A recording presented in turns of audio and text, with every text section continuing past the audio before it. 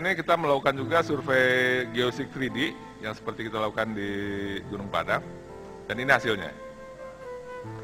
Ini jadi kita lakukan di puncak, yang namanya geosig 3D dia bisa penetrasi sekitar sampai 25-30 meter tebalnya itu ya.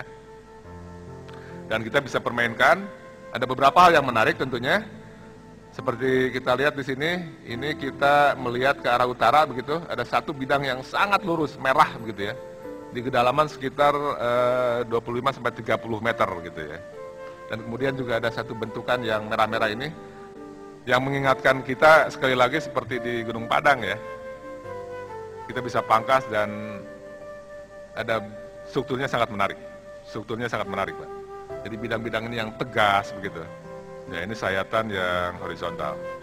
Ini salah satu sayatan yang kalau kita datang naik ke Gunung Sadahurip, yaitu sebelum naik ke puncaknya lewat ke sayatan ini. Jadi di 3D kita bisa sayat di mana saja kita suka untuk melihat bagaimana bentuk dari struktur itu begitu ya. Ini sayatan yang di sumbu ke utara selatannya. Ini terlihat ada berbagai bentukan yang terlihat sangat tegas gitu ya. Sangat tegas. Dan ini resistivity-nya puluhan ribu, Pak. Puluhan ribu sampai 50 ribu. Jadi seperti yang pengalaman kita di Gunung Padang, kalau resistivity sangat tinggi, itu ada dua kemungkinan. Yang satu bisa merupakan sesuatu yang masif, yang satu lagi bisa rongga. Gitu. Baik, demikian data yang bisa kita sampaikan. Silahkan, Pak, saya kembalikan lagi. Ya, saya beri aplaus ke Pak Dhani Hilman. Nah tadi yang saya bilang ini sama, ini yang bidang pancungnya itu sekitar 110 meter dari ini. Kemudian ini di pinggirnya, ini di lereng sebelah utara begitu. Nah di sini ada yang unik juga. Ini ada satu massa merah begitu ya, yang kemungkinan besar itu adalah seperti andesit atau lava begitu yang keras. Yang didorong oleh sesuatu yang biru. Itu agak-agak terbalik logikanya. Kalau yang biru itu kan biasanya satu yang batuan yang lunak, jenuh air, yang merah itu yang keras. Kok yang keras kalah sama yang biru? Ini kan masalahnya. Kok kebalik-balik begini? Jadi yang biru itu apa gitu ya.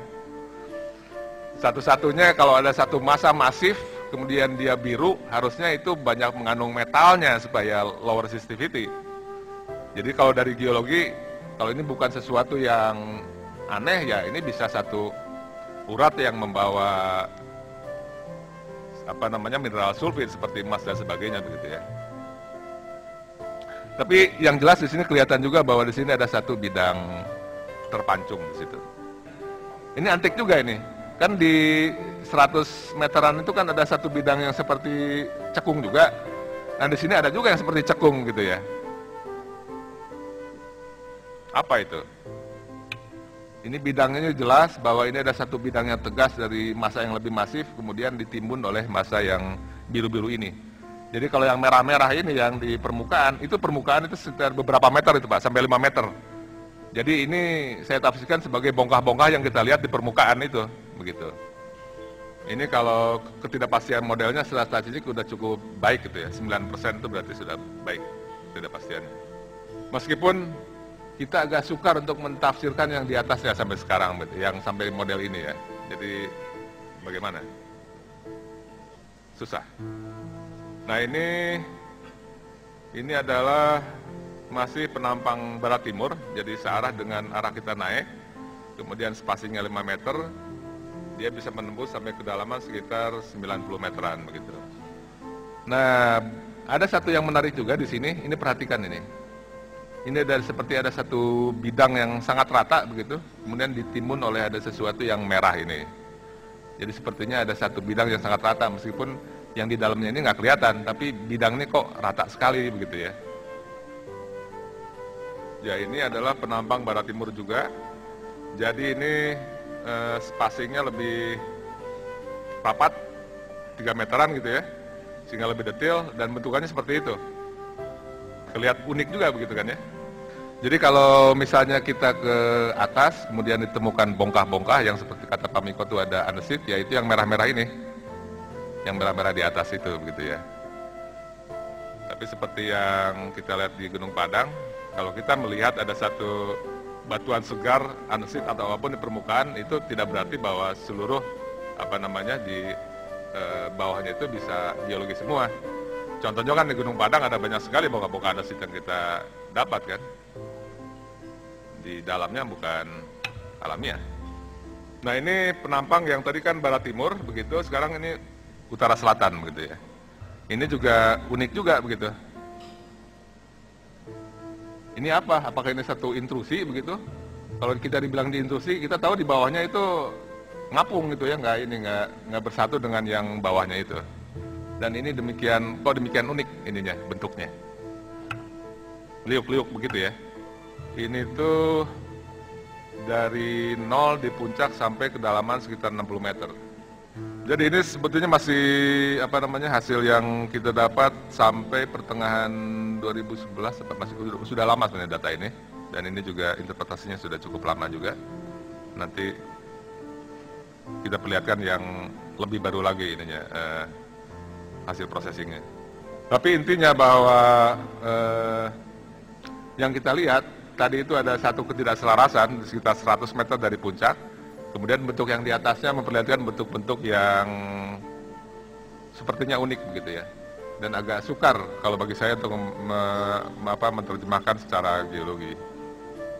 Baik, ini semua hasil gabungan interpretasi dan semua kemungkinan kita lontarkan saja waktu itu.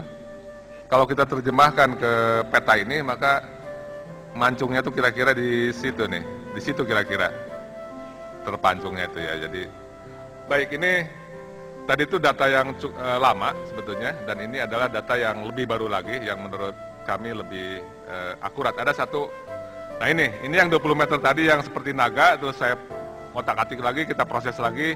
Ini hasilnya yang menurut kami lebih masuk akal gitu ya. Tapi intinya bahwa tetap kesimpulannya bahwa di sekitar 100 meter dari puncak ini terpancung. Nah, yang merah itu adalah bentukan dari massa bisa intrusi, andesit dan sebagainya. Jadi kalau yang di bawahnya ini memang kelihatannya bisa geologi, ini intrusi kan besar dari bawah begitu. Cuma masalahnya pas di sini dia terpancung, tidak sampai ke atas. Itu masalahnya. Itu masalahnya kenapa ini jadi susah kalau kita anggap sebagai batuan intrusi atau lava dome atau apa, karena ya itu terpangkas. Ini yang spacing 10 meter, sama juga. Sama, semuanya konsisten bahwa di level ini itu terpangkas, dan ada yang lebih unik lagi, ini sepertinya ada cekungan begitu ya, ada cekungan ini kan. Ini barat timur, ada cekungan. Nah, ini barat timur ini lebih jelas lagi, ada satu cekungan gitu ya.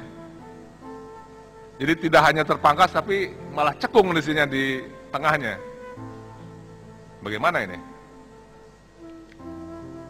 Dan ini sangat rata.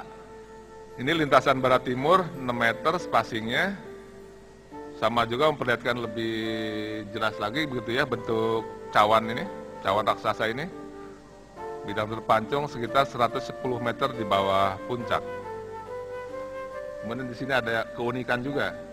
Ada yang very high resistivity body sampai 100.000 ohm-meter, terus di bawahnya very low resistivity begitu ya. Nah, kemudian kalau kita detailkan di atasnya ya seperti itu tadi. Itu pun sangat unik begitu. Ada sesuatu massa yang mengambang, kemudian massanya kalau didetailkan seperti itu begitu. Ini ada lintasan yang utara selatan. Jadi tadi yang barat timur, sekarang utara selatan. Yang menariknya sama juga ini cekung. Jadi artinya dia utara selatan cekung, barat timur cekung. Jadi artinya memang satu cekungan, basin yang besar begitu ya. Ini sama juga utara selatan.